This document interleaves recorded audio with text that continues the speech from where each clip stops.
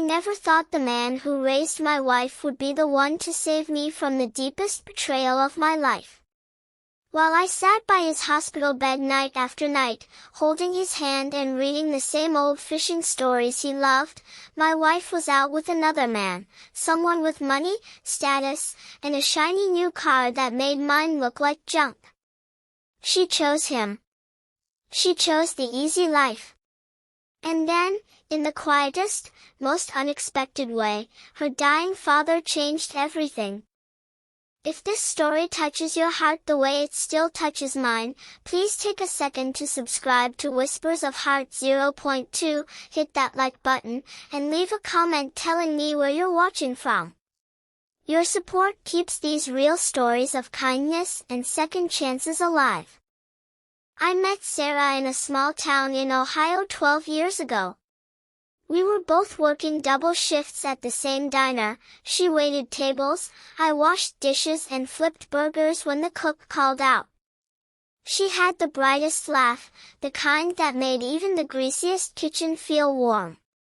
We got married in the little church down the road with 20 people and a cake from the grocery store. Her father, Robert, walked her down the aisle. He was a quiet man, a retired factory worker with calloused hands and a soft spot for anyone who treated people right. He used to say, "Money comes and goes, but how you treat folks when nobody's looking, that's what sticks." For years we scraped by. I worked construction, Sarah taught part-time at the elementary school. We never had much, but we had each other and Sunday dinners at Robert's house. He lived alone after Sarah's mom passed, and those dinners meant the world to him. I'd help him fix the porch steps or mow the lawn while Sarah cooked. He never said much, but he'd clap me on the shoulder and mutter, "You're a good man, son." Then the diagnosis came. Stage 4. The doctors gave him months. Sarah cried for days. I told her we'd take care of him together. I meant it. I took the night shifts at the hospital so she could rest. I learned how to change bandages, how to adjust the oxygen, how to sit through the long hours when the pain medicine made him talk about the past. I brought him coffee the way he liked it, black, 2 sugars, and I'd read the sports page out loud because his eyes were too tired. Some nights he held my hand tighter than usual and whispered, "Thank you for staying." Sarah started staying later and later at work meetings. Then the meetings became dinners. Then weekends away. One evening I came home early and found a man's jacket on our couch, expensive leather, not the kind anyone in our neighborhood could afford. The truth came out in pieces. His name was Derek. He owned a string of car dealerships 2 towns over. He took her to places with white tablecloths and wine lists longer than our monthly grocery budget. She told me she needed more. More excitement. More security. More of everything I couldn't give her on a construction paycheck. I begged her to stay, at least until her father was gone. She said she couldn't keep living a lie. She packed a bag while I sat on the edge of the bed, staring at the floor. The next morning she was gone. She left a note saying she was sorry, that I was a good man, but good wasn't enough anymore. I still went to the hospital every night. Robert asked where Sarah was. At first I covered for her, said she was tired, said she had a cold. But he was sharp, even when the morphine slowed him down. One night he looked at me with those clear blue eyes and said, "She's not coming back, is she?" I couldn't lie to him. I told him everything. The rich guy. The jacket. The note. I expected anger, or at least disappointment in his daughter. Instead he was quiet for a long time. Then he squeezed my hand and said, "You stayed. That's what matters."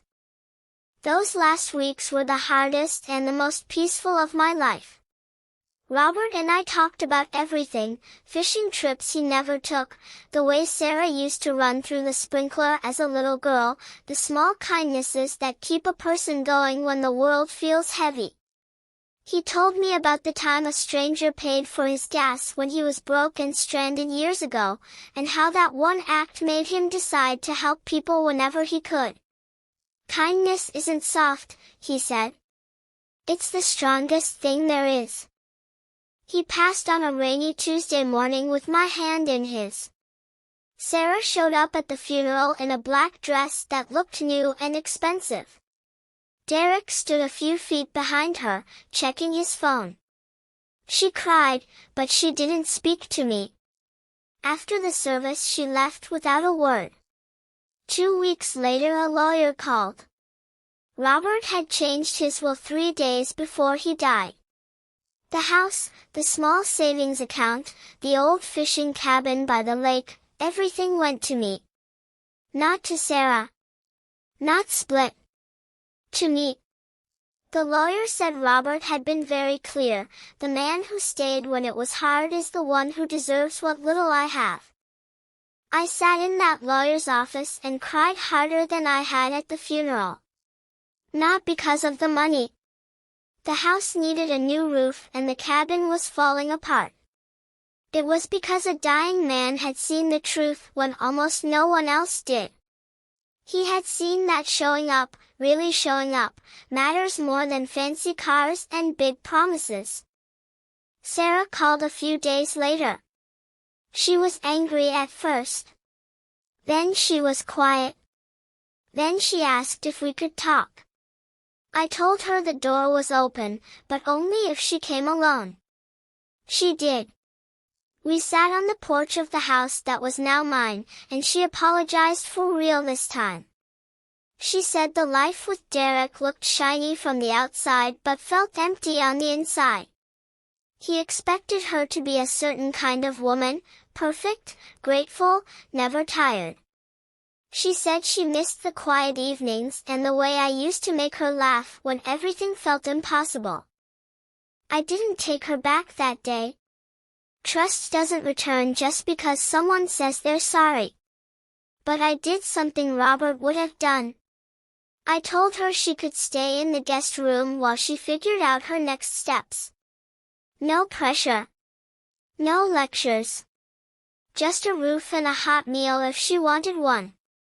She stayed 3 months. We talked more in those months than we had in the last 2 years of our marriage. She got a teaching job again. She started volunteering at the same hospital where her father had spent his final days. Slowly, carefully, we rebuilt something new, not the old marriage, but a friendship rooted in honesty and the quiet power of showing up. 5 years later I still live in that house. The roof is fixed. The cabin by the lake is where I take my nephews fishing every summer. Sarah lives 2 towns over with a good man who works with his hands and treats her kindly. We have dinner together on holidays. Sometimes she brings flowers to Robert's grave and sits with me while we remember him. I used to think kindness was something soft people practiced when life was easy. Robert taught me otherwise. Kindness is choosing to stay when walking away would be simpler. It's holding a hand through the long nights. It's changing a will not out of spite, but out of gratitude for the one person who didn't leave. It's opening a door even after your heart has been broken, because you remember what it felt like to be the one who stayed. If you're listening to this and someone in your life needs you right now, whether it's a parent, a friend, a partner, or a stranger, don't wait for the perfect moment. Don't wait until you have more time or more money or more answers. Just show up. Bring the coffee the way they like it. Read the sports page out loud. Sit in the quiet and let them know they're not alone. That simple act of kindness might not change a will or win back a marriage, but it will change something. It will change the person you are becoming. And one day, when the story of your life is told, someone might say the same words Robert said to me, you stayed. That's what matters. Be the one who stays. Be the one who is kind when it costs something. The world has enough people chasing shiny things. It needs more people willing to sit in the hard places and love without keeping score.